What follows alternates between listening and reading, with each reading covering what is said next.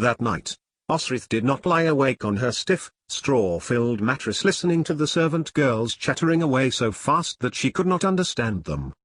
Constantine wanted her by him, gaining entrance to the servants' rooms. "I am sorry about your sword," Constantine said. Osrith said nothing, but lay under the rich, woolen blanket, under the linen sheet. She took his hand. "I am sorry about your father."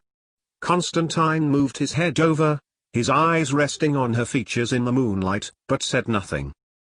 At length, Constantine whispered warmly, by her ear, "They may come here, send people here. Domhnall said he would hand me over the first chance he got. He is bitter because I best him at every fight." "Domhnall is a streak of Dunnock's shit," Osrith murmured. "You will not say that, you cannot say that." Coldness was in his speech now, as he backed away from her, turning his face away. "You are just a servant, whatever Domhnall says, you are a mere ... you are just."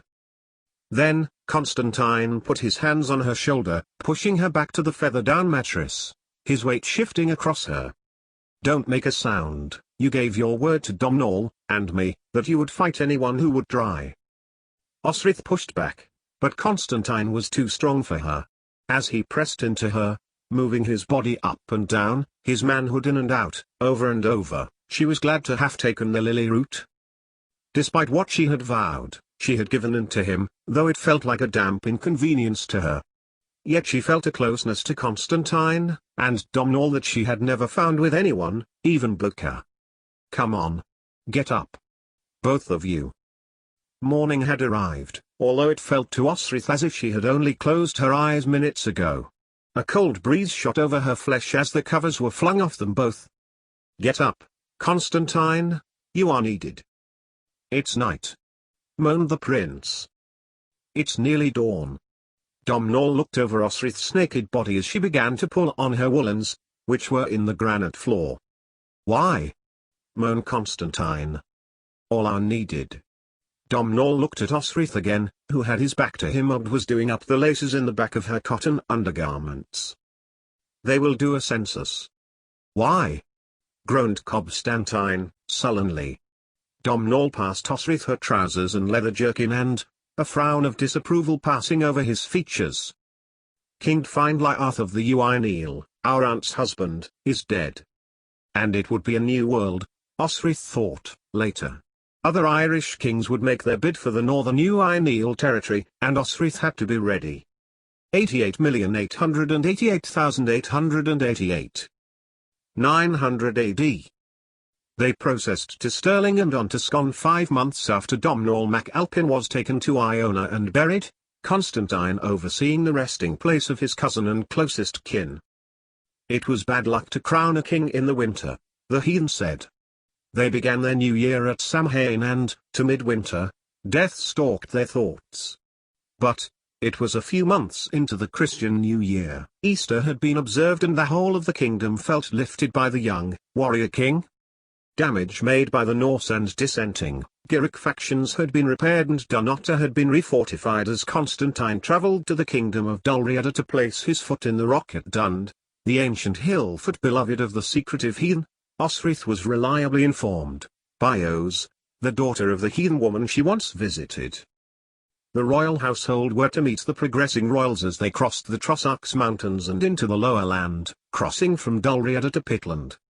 It meant Osrith too, young Era, one of Osrith's once pupils in Doia's Comsul monastery, though Mary stuck up her nose and sniffed at the idea. Baby Edra still took her milk, and had sought Osrith's nipple as Constantine stood outside the kirk, cold wind rushing through hair and cloak, kneeling on the stone Domhnall had brought from Tara placed with difficulty on the border of 3 of the ancient Pictish kingdoms. Domhnall had chosen well, Osrith thought, as the 6-month little girl changed sides, a red sandstone cuboid, hewn from a cliff face in Tara, at the wedding of Malmuir and Flancina, the physical land of the Gaels' origin transplanted into their new kingdom. Domhnall Mac Alpin was the king of all Alba, and the symbolism was not lost on the lords of Pitland. The Gaelish princes had brought their land with them. Osrith had not been at Domhnall's coronation, but she could imagine it was not too dissimilar to the ceremony before her. As the abbots of Culdees and Iona brought their words of praise to the king, the lords of Pitland knelt about the stone, swearing fealty as their fingers rubbed at the stone, soft grains coming away and blessing their fingers, the new king's successor at his right. For Constantine, this was Ildub. The little boy, 10 years old, stood proudly next to his father, baby Selark, his brother, in his mother Era's arms, young Malcolm, Domhnall's son, holding his mother, Mary's hand. And, as the circlet of gold was placed on Constantine's head, Osrith closed her eyes, echoing the prayers of the monks, who proclaimed him in their writings as King of Alba. Let him be a good king, she prayed. Let him be just to the people of both Pitland and Dalriada. Let him be just for the whole of Alba, as Alfred was for Wessex. Even if that did mean devious, slippery trickery to gain the land he wanted. Let the chronicle write of his glory. 88,888,888. It had taken Osrith some months to settle into a routine. Unlike when was king, her daily life was punctuated with reminders of the lord she was never, formally, able to swear to. Domhnall's death had been a violent one and fear of reprisals was ever present, reprisals of the followers of Geric, despite so many who had been dispatched as Domhnall fought for the throne of his ancestor, Saenid mac Alpin, and had won.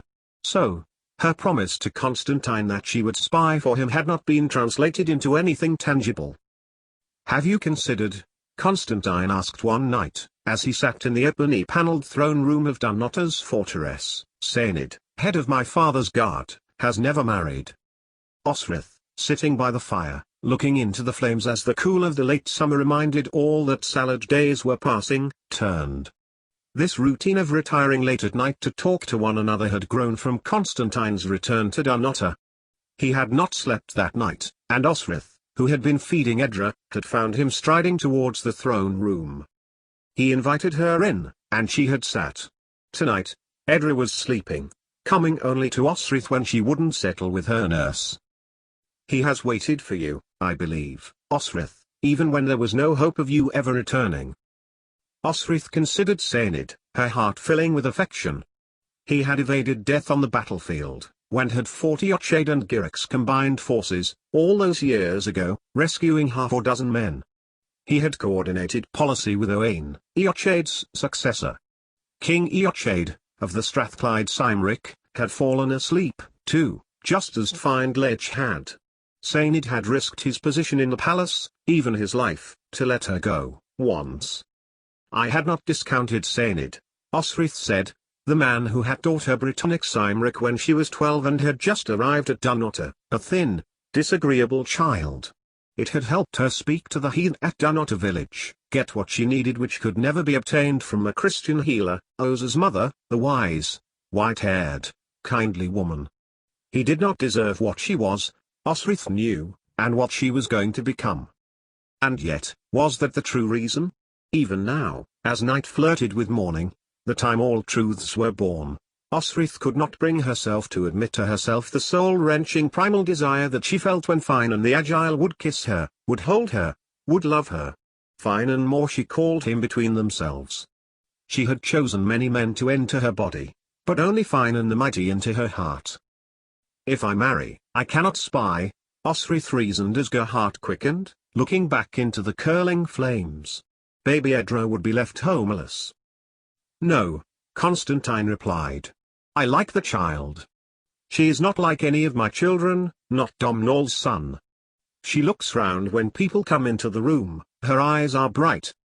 "I nearly did not come," Osrith said, softly. "The water." She turned to Constantine. He knew well enough. He had been there when it had happened. "Edward Rex will soon be crowned king," Constantine continued. "The monks shared this news with me just this morning." Monks were gossips, Osrith knew that, writing to one another with news of their kingdoms. "Here." Osrith got up from her place by the fire, and crossed to the king. Into his hand, she placed 2 coins. "King Alfred," Osrith nodded. "He had these made as the last king of Mercia fled his kingdom." "And subsumed it," Constantine finished, the dual-headed silver coins showing Alfred and Coenwulf as equal rulers of Mercia rested in his hand.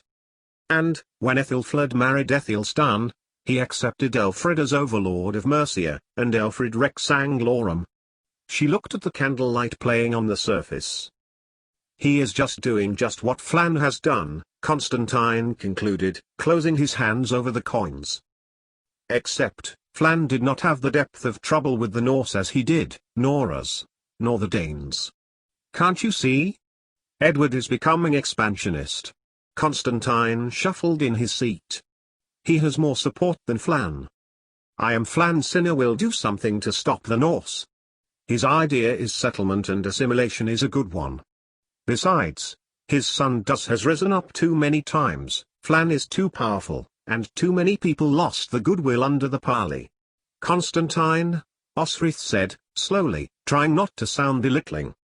The Iren spend their time equally assimilating the foreign Norse or fighting them. It would take a leader of the first Irish peoples, not a Gaelish overlord, one from Connacht or Limerick to declare the Norse are foreign invaders and end the claim they have rights in Iren. It is good that the Norse fight one another themselves. It was the truth, and Osrith knew that Constantine would not like it. Predictably, he rose from his throne and bore down on Osrith, but the gesture had no heat in it.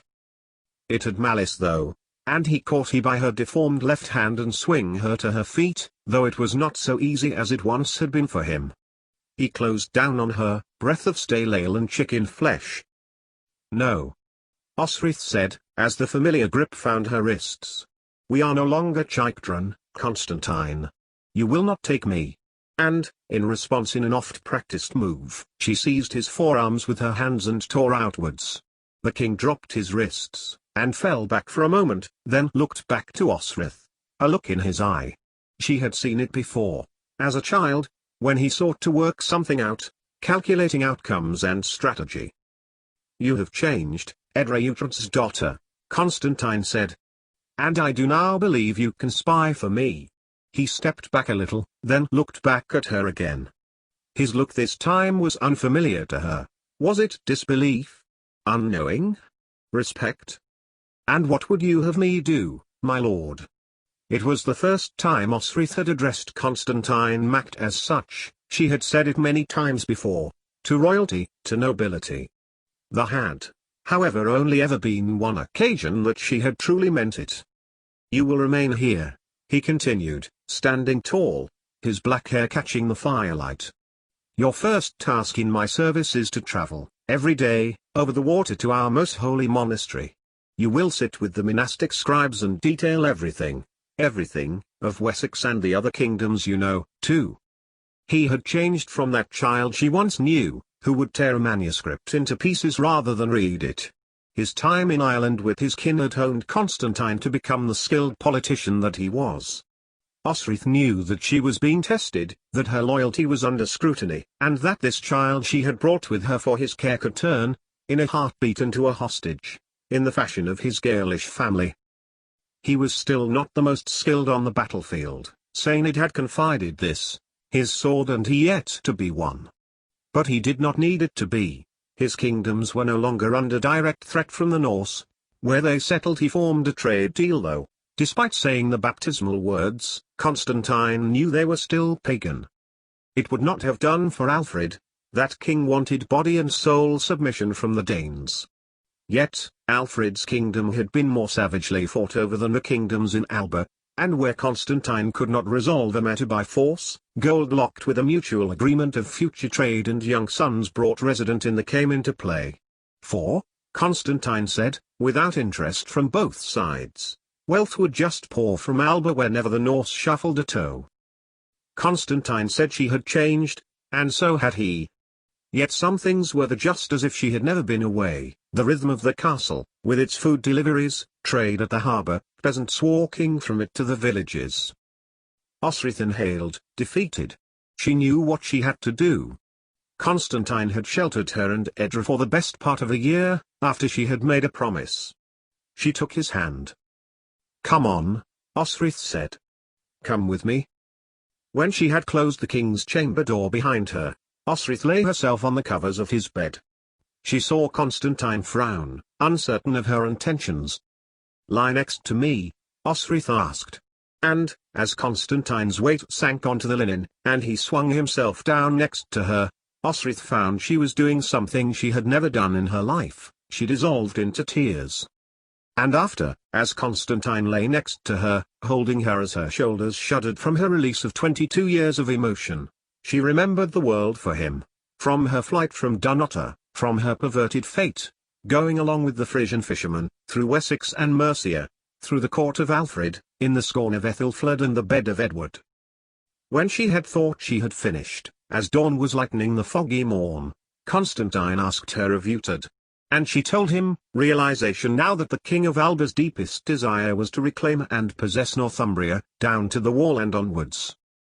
Osric told him of her brother, all that Finan had confided the night before Alfred died, and made certain that she did not leave out any detail.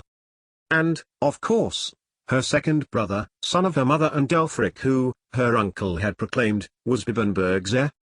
For the only thing that made sense to Osric was to keep Edra safe, and to do that, she must spy for Constantine.